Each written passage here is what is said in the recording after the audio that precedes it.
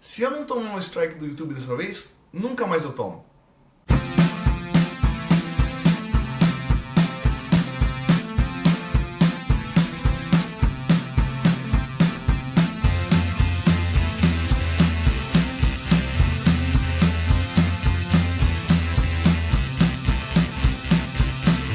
Uma das coisas mais divertidas de ter um canal de história é que sempre que eu faço algum vídeo que eu tô falando sobre alguma guerra, né, o YouTube vem e me dá uma bronca, fala: opa, peraí, esse vídeo aqui pode não ser adequado para os anunciantes, afinal de contas tem a palavra guerra no meio do caminho.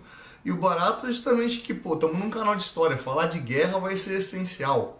E cara, dessa vez a gente vai falar só de guerra, a gente vai falar de guerra, a gente vai falar de sexo e a gente vai falar de doença. Se prepara que hoje vamos ver uma história sobre a sífilis. É, meu amigo. Pois é, essa doença aí foi possivelmente o primeiro caso de epidemia de uma doença venérea. É, cara, a gente, dos registros médicos que a gente tem que sobreviveram aí, aparentemente essa é a primeira vez que teve um caso desse tipo, de uma epidemia que acabou atingindo ali boa parte da Europa e que causou um belo de um estrago. Cara, quando foi que isso aconteceu? Entre o final do século XV e o começo do século XVI. É, cara, a Europa tinha acabado de passar por um dos últimos surtos de peste negra e aí apareceu essa doença. Qual que é o primeiro caso registrado? O primeiro caso registrado aconteceu no ano de 1495. E de onde foi que isso surgiu? O rei Carlos VIII da França acreditava que Nápoles deveria ser um território de sua propriedade e resolveu invadir o reino de Nápoles. E invadiu. O problema foi o seguinte: os soldados que foram lutar na guerra em Nápoles voltaram com uma doença bizarra que nunca ninguém tinha visto. E começou a aparecer alguns estudos em cima dessa doença estranha. Cara, essa doença aí teve um dos seus registros mais bem elaborados, não nesse momento aí que os franceses invadiram o reino de Nápoles, mas foi um registro de um soldado chamado Ulrich von Hunter. O registro data do ano de 1509. O nosso amigo Ulrich ficou aí 10 anos com a doença. Lembrando que ele possivelmente morreu com a doença porque nessa época não existia cura para a sífilis. O que existiam eram tratamentos que amenizavam os efeitos e que possivelmente o Ulrich aí acabou sofrendo com as consequências disso, e isso deve inclusive ter levado à morte do sujeito. A gente não tem aí os registros do que foi o final da vida do Ulrich, né? Mas o Ulrich deixou alguns registros aí sobre o que era essa doença, como ela se manifestava. Eu vou ler aqui um trecho do depoimento dele, né? Disse ali: havia furúnculos parecidos em tamanho e aspecto com uma bolota. Tinha um cheiro tão fétido que quem cheirasse achava que estava infectado. A cor era verde escuro. Vê-los chegava a ser pior do que sentir a dor, mesmo que a sensação pareça a mesma de encostar no fogo. Cara, olha que interessante aí, né? Essa doença, que é uma doença venérea, né, vai chegar dentro da Europa vai se espalhar pela Europa, vai se espalhar pela Europa através de soldados. E a gente vai ter que pensar aí em todo o ambiente que existia na Europa nesse momento para entender o peso da guerra, dos soldados e do novo ambiente que está surgindo. Localiza dentro do tempo. Cara, a gente está falando aí do começo do século XVI. Século XVI é quando vem o processo de colonização da América. Cara, a colonização da América vai virar a Europa de ponta cabeça.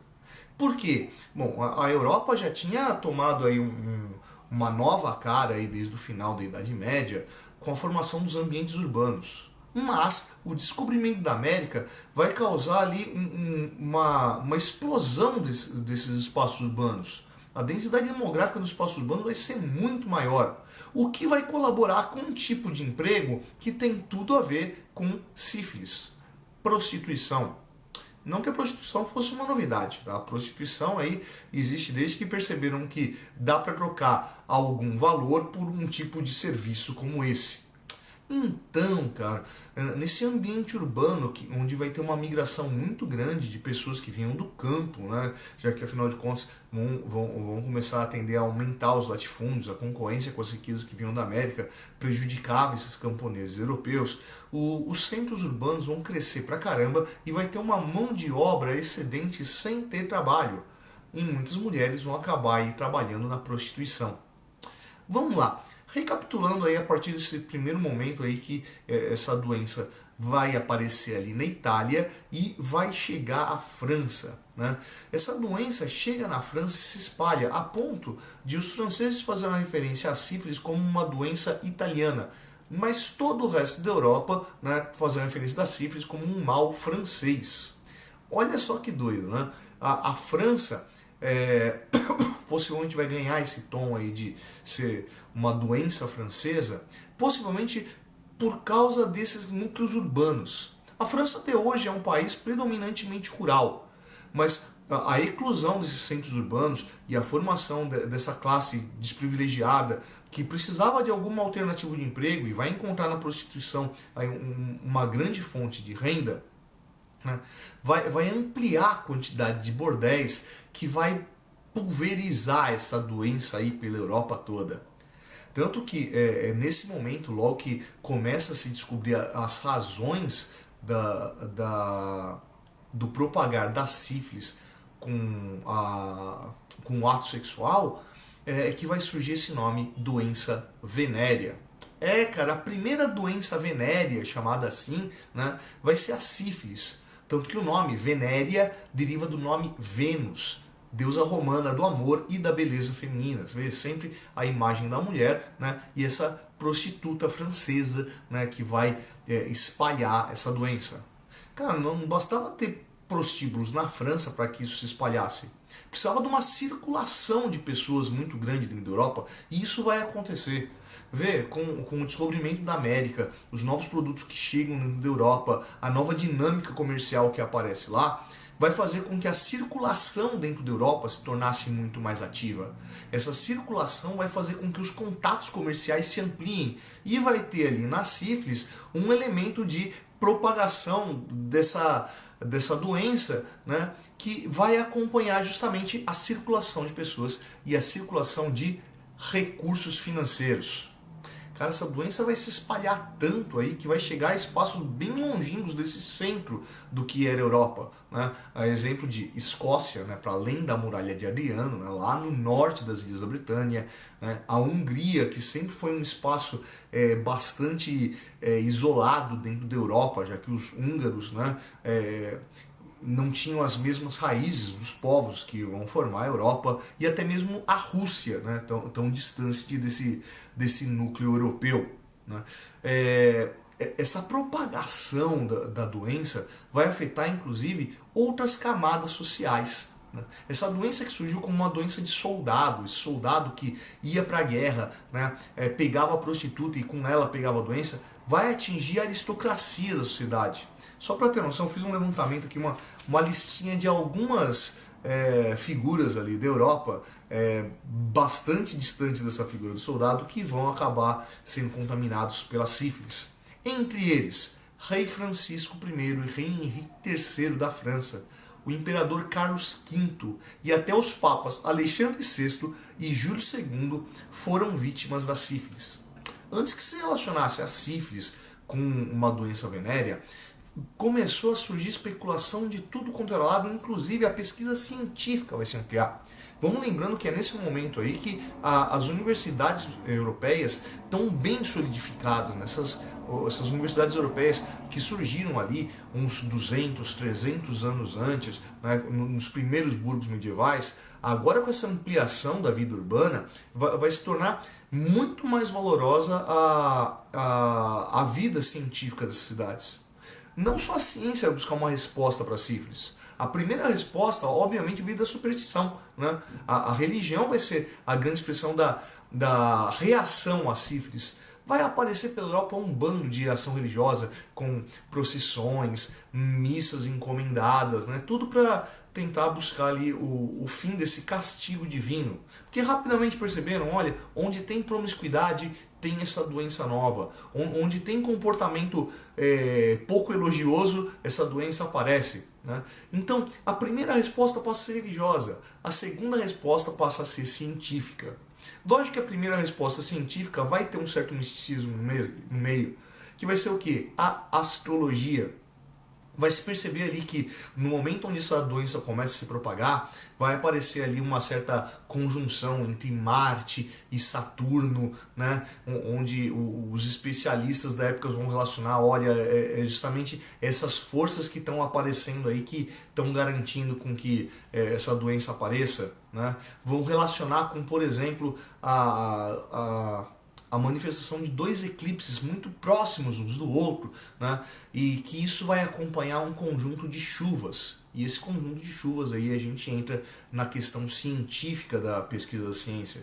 Vamos perceber a quantidade de chuvas que vai gerar ali uma série de acúmulo de água empoçada e, consequentemente, a aparição de uma série de insetos. Alguns insetos, inclusive, trazidos da América. Né? A América também vai ser apontada aí como uma das vilãs do caso da propagação da sífilis.